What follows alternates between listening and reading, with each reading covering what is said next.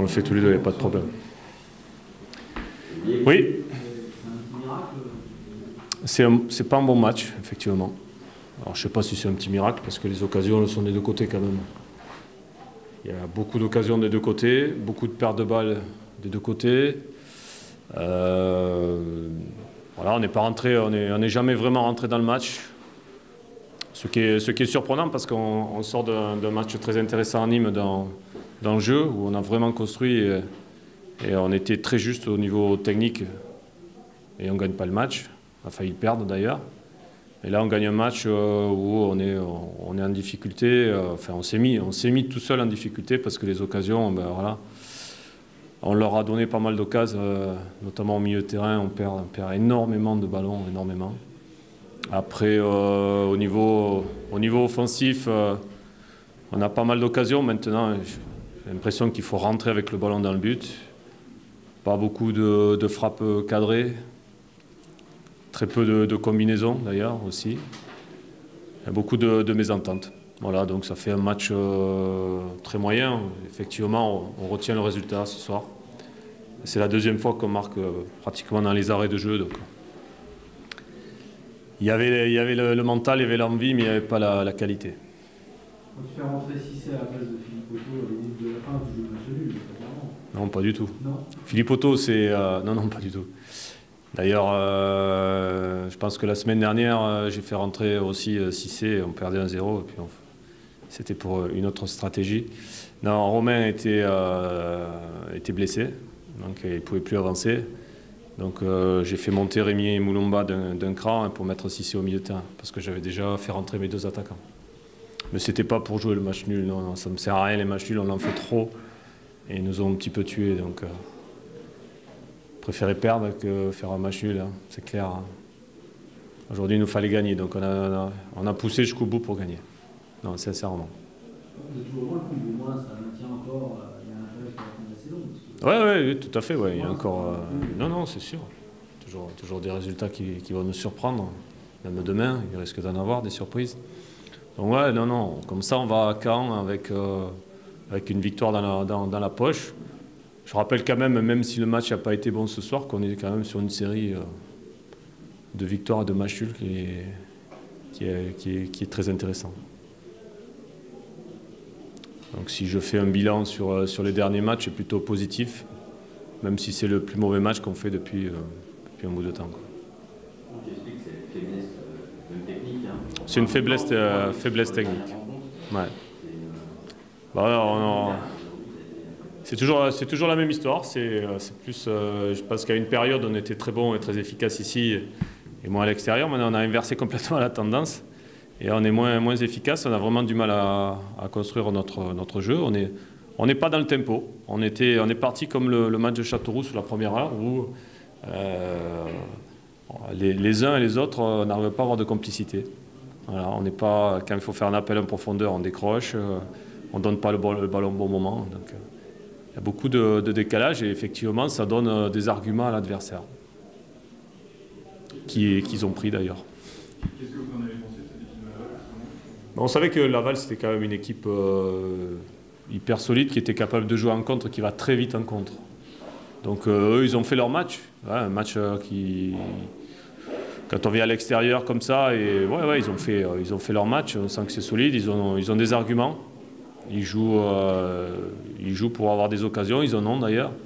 Il leur a manqué un petit peu de finition, mais effectivement, je suis malheureux pour eux parce que c'est vrai qu'ils ne méritaient pas ça. Ils nous ont vraiment gênés dans la construction du jeu. Bon là, ce soir, il ne fallait pas être très fort non plus pour nous gêner, hein, parce qu'il y avait trop de fébrilité technique.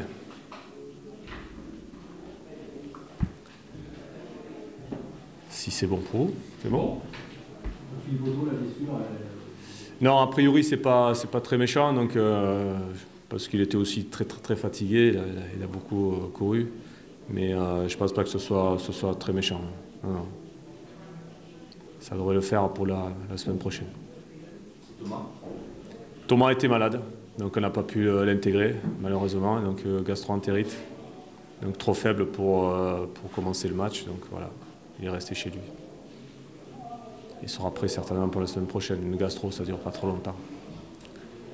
Voilà, messieurs, bonne soirée. Merci beaucoup.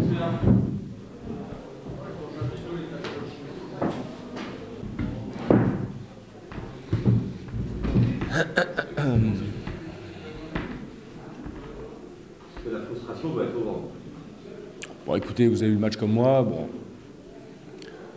à un moment donné, dans le football, il faut marquer un petit but. Alors, d'un côté, je ne peux pas dire qu'on n'a pas essayé. On a certainement le plus d'occasions de but à l'extérieur depuis que je suis au Stade Lavallois. Mais il faut bien reconnaître qu'on n'a pas eu l'efficacité ou l'adresse. Voilà, donc déjà à 0-0, j'aurais été frustré. Alors vous imaginez à 0-1.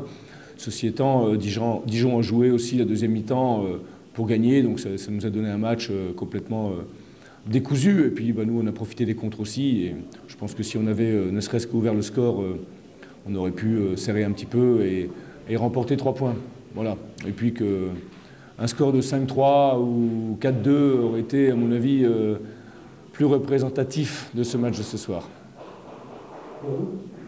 Vous faites le total des occasions de but.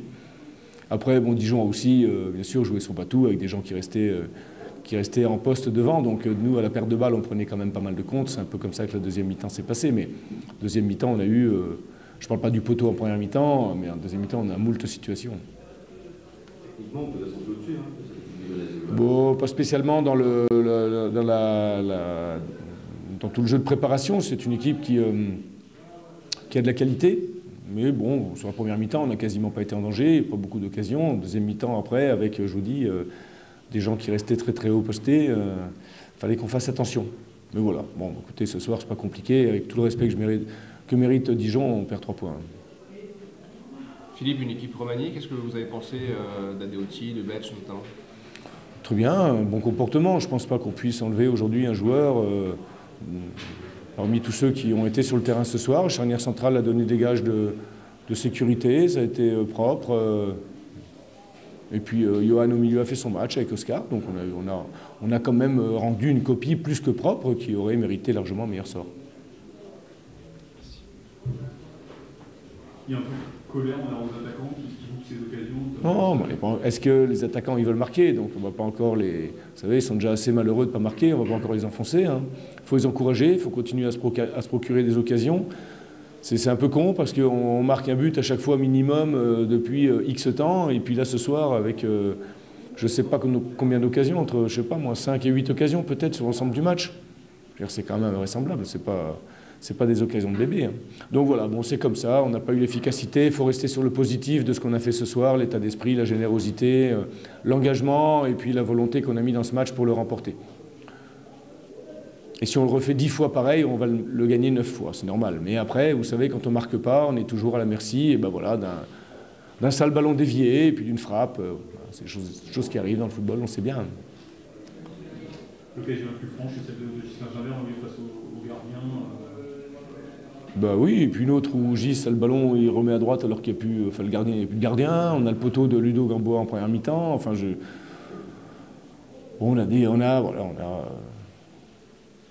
On a des occasions énormes. Voilà, on ne s'est pas mise, on a perdu, voilà, point. On prend acte et on se prépare pour recevoir Lens vendredi prochain avec un état d'esprit qui ne doit pas changer. Alors c'est forcément dommage parce que ça nous aurait permis de prendre un petit peu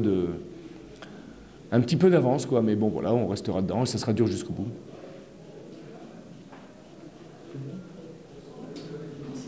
Merci.